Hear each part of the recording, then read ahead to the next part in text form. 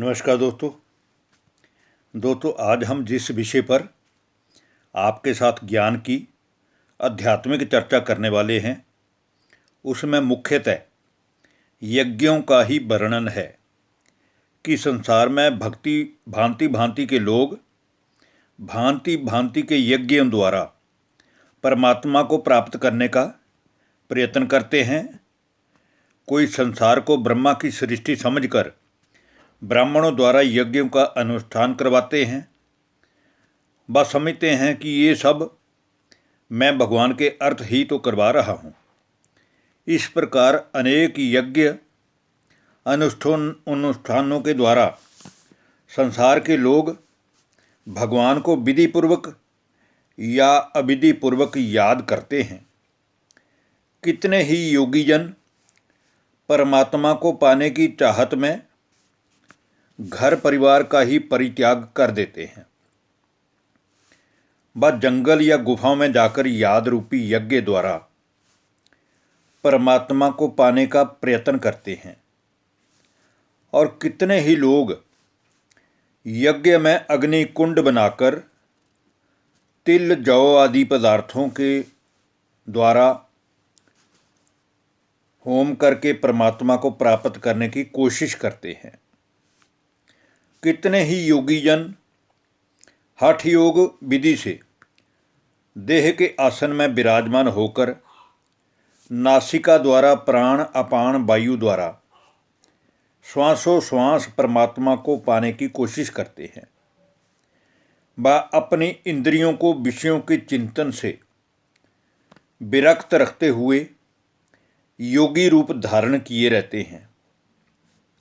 और कितने ही मनुष्य परमात्मा की प्राप्ति रूप द्रव्य संबंधी यज्ञों द्वारा परमात्मा को पाने की चेष्टा करते हैं, तो दूसरे कितने ही तपस्या रूपी यज्ञ द्वारा उस परमात्मा को याद करते हैं।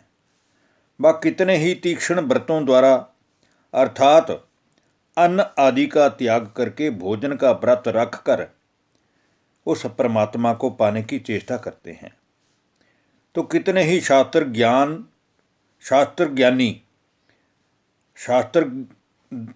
द्वारा पठन पाठन करके स्वाध्याय रूपी ज्ञान यज्ञ द्वारा उस परमात्मा को पाने की इच्छा रखते हैं।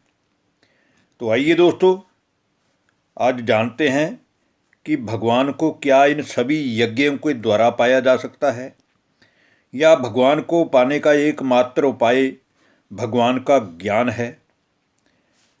हम बात करते हैं श्रीमद् भगवत गीता के चौथे अध्याय के श्लोक नंबर 24, श्लोक नंबर 25, श्लोक नंबर 26, श्लोक नंबर 27 और श्लोक नंबर 28 की, जिसमें मुख्यतः भगवान को पाने की प्राप्ति रूप यज्ञों का ही वर्णन है।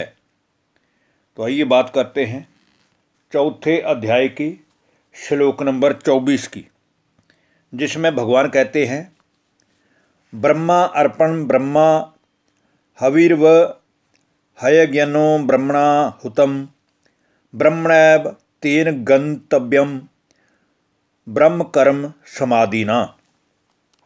हे अर्जुन, संसार के लोग भी इस बात को मानते हैं कि ये जो सृष्टि है इसकी रचना ब्रह्मा द्वारा भगवान ने ही की है। इस कारण ब्रह्मा को मुख्य रूप में सभी देवताओं का मुखिया समझकर ये संसार के मनुष्य मेरी प्राप्ति के लिए किसी न किसी विधि के यज्ञों द्वारा मुझे प्राप्त करने की चेष्टा करते रहते हैं। उन ब्रह्मा की मत पर चलने वाले योगियों को भी ब्रह्मा द्वारा मुझसे ही यज्ञ का ज्ञान प्राप्त होता है। अब हम बात करते हैं श्रीमद् भगवत गीता के चौथे अध्याय के श्लोक नंबर 25 की, जिसमें भगवान कहते हैं दैवमेवा परे यज्ञम योगिने पर्युपासते ब्रह्माग्ना बप्रे यज्ञम यज्ञेनैव पजुहव्यति।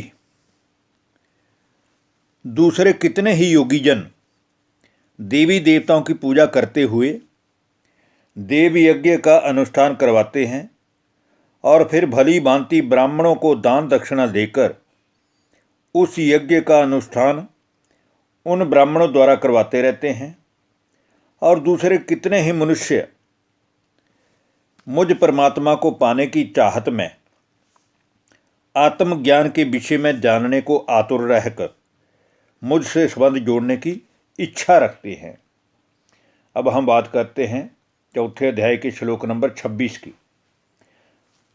जिसमें कहा गया है, श्रोतादीनी इंद्रियाण्यन्ये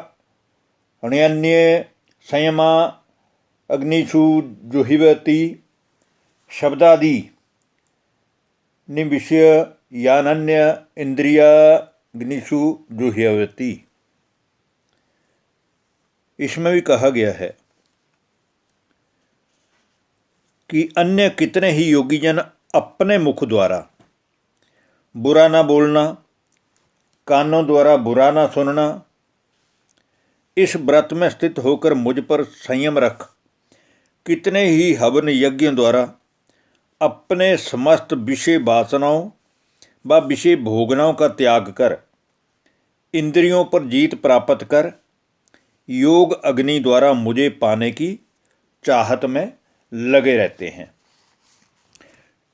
अध्याय चौथा श्लोक नंबर 27, जिसमें कहा गया है, सर्वाणि इंद्रिय कर्माणि प्राण कर्माणि चापरे आत्म संयम योगाग्नो जुह्वति ज्ञान दीपिते। इसमें कहा गया है कि हे अर्जुन, दूसरे योगीजन इंद्रियों की संपूर्ण क्रियाओं को और प्राणों की समस्त क्रियाओं को मेरे ज्ञान से प्रकाशित कर आत्म संयम में रहकर मेरे योग में स्थित होकर योग रूपी यज्ञ में हवन किया करते हैं।